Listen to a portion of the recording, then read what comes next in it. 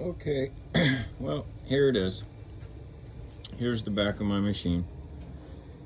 I have the VFD box over here. Obviously, I'm still working on ripping out the controls.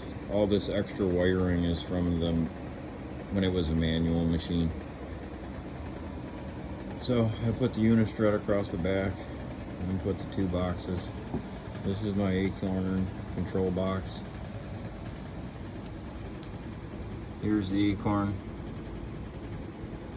C86. I forget the name of that one, but that feeds from here, power supply, down to there, out to the servos, to the clear pass. There's my relay board, 24 volt breaker. There's my cables. They come out, go out to the machine. Here's the patch cable that's coming over. That'll be inside a new harness.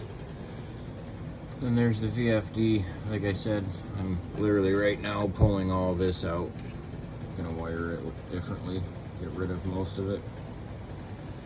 But yeah, there she is. With my e-stop wired up. Right now I just have it zip tied to my MPG so I can lock it up. There she is. Took the quill handle and all that out. I'm going to make plates for that. Then I have my encoder. Where did I set it? Anyhow. There she is for now.